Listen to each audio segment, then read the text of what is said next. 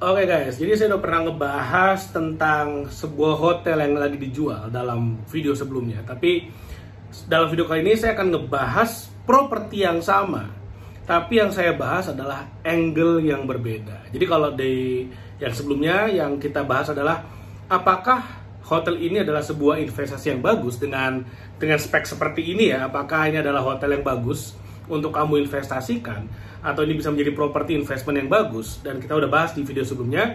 Tapi di video kali ini saya akan mencoba untuk melihat angle sebaliknya, dari sudut pandang sebaliknya, di mana saya akan memposisikan diri sebagai penjual. Jadi gini, kalau misalnya saya memiliki properti seperti ini, lalu kemudian saya ingin supaya terjual propertinya, maka apa yang akan saya lakukan? Nah, ini akan saya bahas di sini karena gini, di luar sana ada banyak, dan mungkin kamu salah satunya, kamu punya properti, kamu punya hotel yang ingin kamu jual cepat karena ada beberapa alasan gitu ya.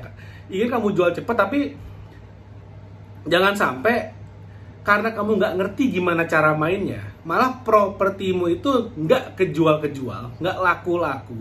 Di saat yang sama kamu juga udah nggak mau ngehandle, yang ada malah jadinya lingkaran setan. Maksudnya apa lingkaran setan? Satu, propertinya nggak laku-laku. Lalu karena nggak laku-laku, kamu terus yang handle. Karena kamu yang punya, kamu terus nih. Dan ada biaya makin lama makin nggak kebayar.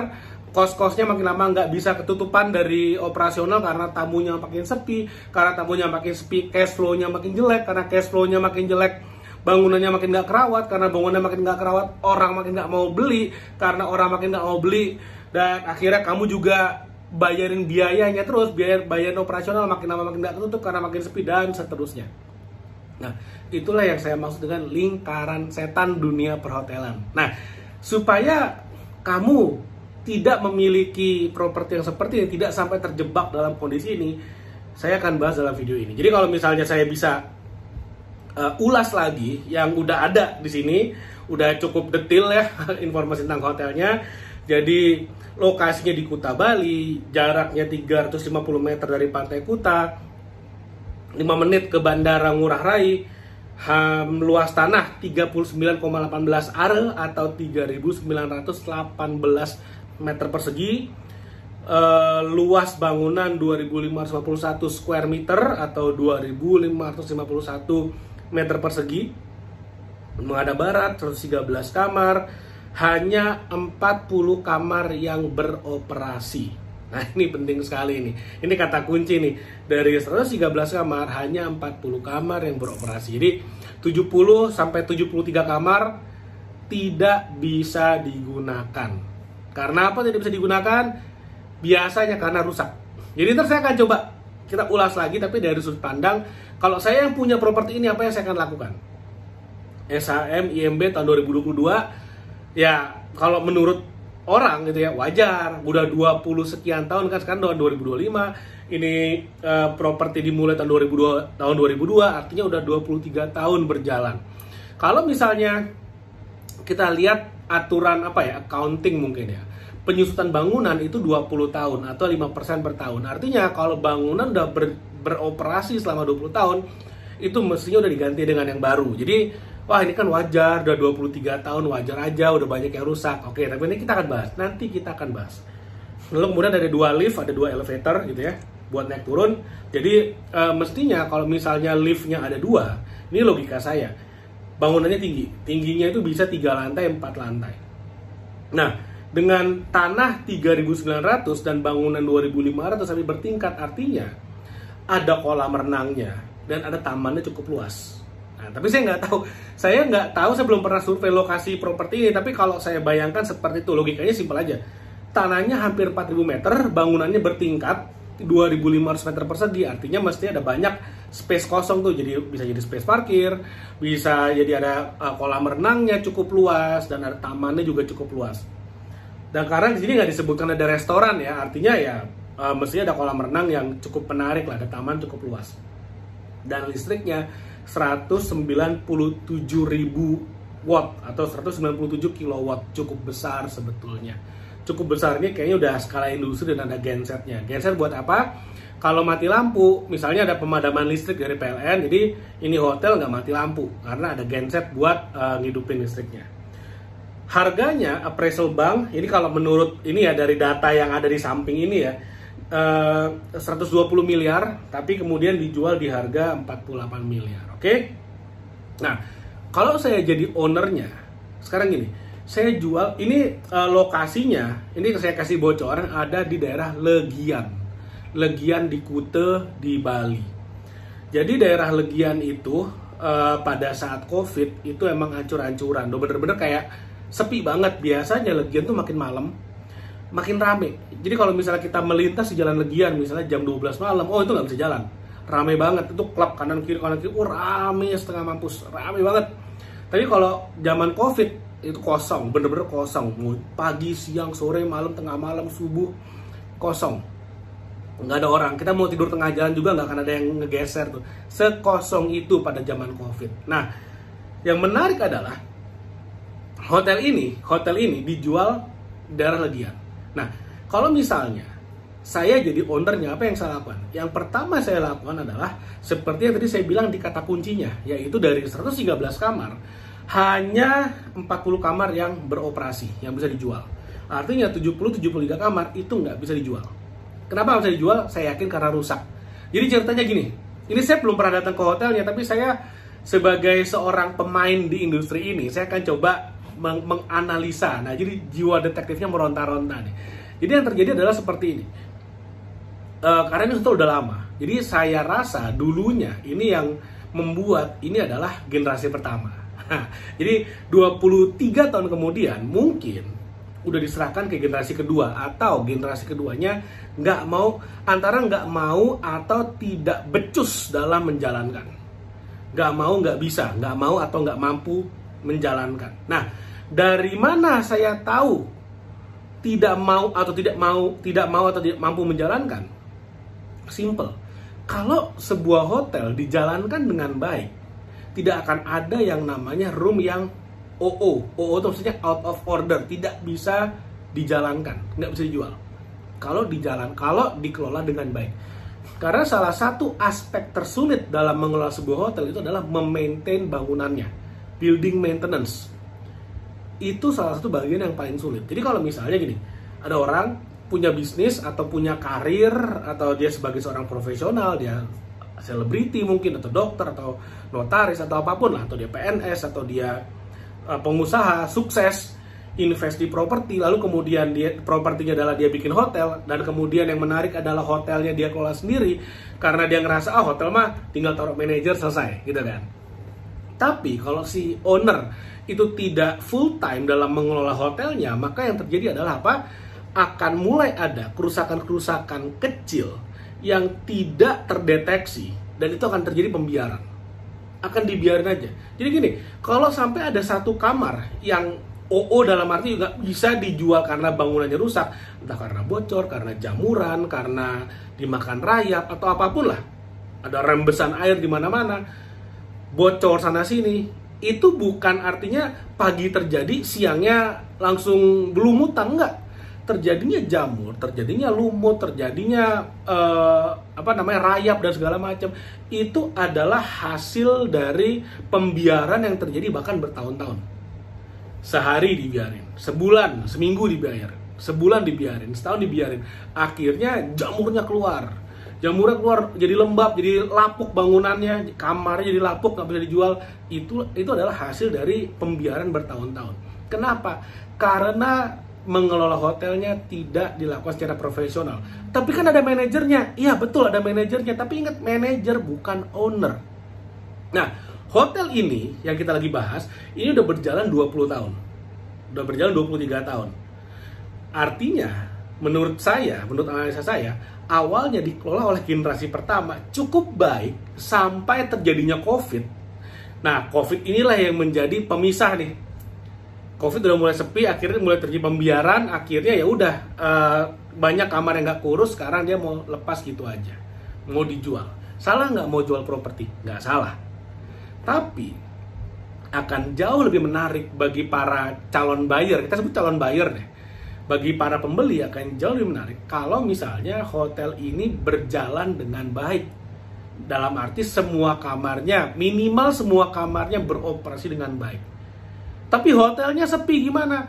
Gini, orang yang beli hotel, logikanya minimal dia ngerti hotel dulu deh. Minimal dia ngerti hotel dulu. Karena gini, kalau saya mau beli sebuah bisnis, dan misalnya saya pemain hotel nih, saya mau beli hotel, saya udah ngerti gimana caranya bikin dia rame. Saya misalnya pemain bengkel, oke, ada bengkel mau dijual, oh bengkelnya sepi, saya nggak apa-apa, saya ngerti gimana cara bikin jadi rame. Itu logikanya dulu. Tapi kalau misalnya gini, saya bukan pemain bengkel, lalu kemudian ada bengkel yang dijual, bengkelnya rame, oh rame banget. Saya mau beli, pikir-pikir. Kenapa? Takutnya kalau misalnya pindah ke tangan saya sebagai seorang pengusaha, pebisnis, investor, saya takutnya kalau jatuh ke tangan saya dan saya nggak ngerti gimana cara mempertahankan keramaiannya, bisnisnya malah jadi rugi nantinya. Paham ya sampai sini ya? Jadi kalau kita mau jual hotel, itu biasanya ke orang yang udah mengerti hotel. Biasanya ya, dia udah ngerti. Atau minimal si pembeli ini punya tim yang mengerti hotel. Nah, jadi misalnya saya nggak ngerti hotel, ini ada hotel dijual. Saya punya partner saya jago banget tentang perhotelan. Saya akan tanya kepada partner saya, hey partner, ini ada hotel dijual, oke nggak kalau dibeli? Partner saya akan bilang, oh yaudah beli aja nggak apa-apa, ntar kita bikin rame, seperti itu. Jadi kalau misalnya partner saya bilang, oh jangan, karena ini hotel nggak bisa diramein nih, yaudah saya nggak akan beli. Logikanya kayak gitu. Nah tapi kalau ada sebuah properti yang kemudian dari 113 kamar hanya berjalan 40 kamar, artinya ketika saya udah beli propertinya, saya harus renov itu 70 kamar, 73 kamar, saya harus renov semua. Saya nggak tahu berapa biaya renovasinya, anggap aja rusaknya berat semua ya. Kalau rusaknya ringan, interior doang mungkin 20-30 juta, oke bisa, cuman ngisi interior doang tuh. Tapi kalau misalnya rusaknya berat dan kamarnya luas, itu bisa 100 juta tuh per kamar. Anggap aja sekarang semuanya rusak berat, artinya saya harus invest 100 juta kali 70 kamar, 7 miliar. Jadi dari harga jual 48 miliar saya harus tambah 7 miliar lagi. Belum lagi tambah biaya-biaya lainnya, saya harus keluar uang 60 miliar. Dan itu akan menjadi faktor yang sangat memaleskan kepada para investor. Karena ini pasti ingat, oh berarti gue investnya banyak banget. Tapi lain cerita, kalau misalnya gini, misalnya ini properti saya, yang akan saya lakukan adalah seperti ini. Pertama, itu bank appraise 121 miliar. Artinya, mestinya saya bisa dapat pinjaman sekitar 80 miliar deh. 80 miliar saya bisa dapat tuh dari bank untuk mendapatkan pinjaman ini. Dimana pinjaman 80 miliar itu akan bisa memberikan saya, itu artinya saya harus mencicil setiap bulan sekitar 800 juta kalau saya ambil 80 miliar. Oke? Nah, sekarang kita maksimalkan cash flow-nya untuk bisa bayar cicilan utang, ya kan seperti itu. Nah, sekarang kita berhitung. Kalau misalnya ini hotel, saya sebagai owner ya, ini hotel yang sekarang rusak 70 kamar, saya perbaikin. Saya keluar uang, anggap aja satu kamar 100 juta, saya benerin, ini saya gede-gedein deh. Saya harus keluar 7 miliar. Oke? Dari 7 miliar itu, saya pinjam uang dari bank 7 miliar untuk ngebenerin hotelnya. Dari 7 miliar itu, oke, biar seru deh, saya pinjamnya nggak 7 miliar deh, saya pinjamnya 10 miliar. Saya pinjam 10 miliar, 7 miliarnya untuk benerin hotelnya, 10 miliarnya buat saya keliling dunia. Seru banget. Dari 10 miliar itu, saya harus ada cicilan 100 juta. Anggapnya 1% per bulan, cicilan bunga plus pokok. Ini biar gampang aja ya, saya sederhanakan. Oke? Saya harus cicil 100 juta. Nah, pertanyaannya, kalau ini hotel udah saya renovasi, lalu kemudian saya kelola, ini kan 113 kamar. Anggap aja biar gampang hitungnya ya, saya sederhanakan deh 100 kamar. Dari 100 kamar, misalnya per kamar, ini saya sambil kalkulatoran ya, biar kita nggak salah hitung nih. Jadi saya sambil kalkulatoran, dari 100 kamar, oke, karena udah ada kalkulator 113 kamar ya, 113 kamar. Dikali, anggap aja saya jualnya 200.000 per kamar. 200.000 per kamar dikalikan 30 hari dikalikan okupansinya nggak usah banyak-banyak deh, anggap aja 80%. Dikali 0,8. Lalu kemudian karena dibangun udah tua, berarti ada building maintenance dan segala macamnya. Artinya operational cost bisa lumayan tinggi, bisa sampai 40%. Artinya EBITDA saya atau profit saya itu sekitar 60%. Saya kalikan 0,6. Itu artinya saya mendapatkan profit ya per bulan dari 113 kamar yang saya sewakan 200.000 per hari per kamar, itu adalah 325.440.000. Saya dapat 325 juta. Tapi mungkin ada yang bilang, itu kan kalau misalnya 0,8%, itu kan 80% okupansi rate-nya. Kalau setengahnya gimana? Saya masih dapat bersih 203 juta. Saya masih dapat bersih 203 juta dengan okupansi 50%. Artinya, kalau tadi saya sekolahin hotel saya ke bank, saya tarik 10 miliar, lalu kemudian 7 miliar saya pakai buat perbaikan, 3 miliar saya masuk kantong buat keliling dunia jalan-jalan dan beli mobil mewah, utang saya, cicilan utang saya masih kebayar. Ingat loh, cicilan utang saya itu 100 jutaan, 1% dari 10 miliar. Nah, sedangkan net profit saya setelah dipotong segala macam biaya operasional itu adalah 200 juta, 203 juta. Nah, lalu kemudian gini, kalau misalnya saya punya hotel, ini hotel milik saya, lalu kemudian saya kerjasamakan dengan operator hotel, yang mengelola secara profesional, sekali lagi. Nah, kalau di Escotel, kalau dengan perusahaan saya punya perusahaan operator hotel, namanya Escotel, itu manajemen fee-nya adalah 30% dari net profit saja. 30% dari net profit saja. Jadi nggak ada yang namanya franchise fee, sharing revenue, nggak ada. Kita hanya sharing profit 70-30, dimana 70 untuk owner. Artinya ini dikalikan lagi 0,7 masih 143 juta. Dengan asumsi okupansi hanya 50%. Kenyataannya di hotel-hotel yang kami kelola itu rata-rata okupansinya 80%. Jadi kalau misalnya kita ambil 80%, occupancy rate-nya, jadi saya ulangi lagi, 113 kamar, rata-rata kita ambil murah deh, 200.000 per malam, dikalikan 30 hari, dikalikan 0,8 atau 80% occupancy rate, 60% untuk ngambil gross operating profit-nya, atau 40% biaya operasional, dan 30% lagi dipotong untuk bayar manajemen fee. Owner masih dapat bersih 227 juta per bulan. Atau per tahun itu adalah sekitar 2,7 miliar. Yang mana artinya dalam 4 tahun itu sudah kembali hampir 11 miliar. Tadi minjem duit berapa? 10 miliar, 4 tahun sudah lunas. Sudah bisa dilunasin utangnya. Asik apa asik banget. Jadi pertanyaannya gini, tetap mau jual hotel atau enggak? Kalau saya pribadi selalu menyarankan daripada hotelnya dijual, mendingan diperbaiki, lalu kemudian serahkan kepada manajemen yang profesional. Tapi saya perlu duit. Nah, biasanya gitu kan. Biasanya pemilik properti akan bilang kayak gitu. Tapi saya lagi perlu cash. Perlu cash ada banyak caranya. 1, dikelola, dapat uang operasional, dapat profit dari operasional, itu dapat cash yang pertama, tapi dikit. Pengennya dapat gelondongan gede, oke, sekolahin ke bank, dapat gede, dapat duit gede. Yang penting pada saat sekolahin ke bank itu cicilannya bisa dibayar dari operasionalnya. Tapi minimal kalau saya jadi owner hotel ini, yang saya lakukan pertama adalah saya perbaiki dulu hotelnya. Saya perbaiki, saya renovasi. Lalu kemudian kalau misalnya udah direnovasi, saya serahkan kepada manajemen yang profesional sambil tetap dijual. Kalau memang kekeh pengen lepas tuh properti karena alasan apapun, saya nggak tahu. Kalau tetap mau dijual, ya udah sambil dijual sambil dikelola profesional. Itu jauh lebih fair daripada ngejual bangunan yang setengahnya udah nggak bisa dioperasikan. Itu kasihan yang beli karena dia udah bayar mahal, di saat yang sama dia tetap harus keluar duit buat operasional untuk renovasi dulu biar semua bangunannya bisa operasional. Itu nggak fair kalau menurut saya. Tapi ya gimana menurutmu kira-kira? Tulis di kolom komen, saya pengen tahu pendapatmu.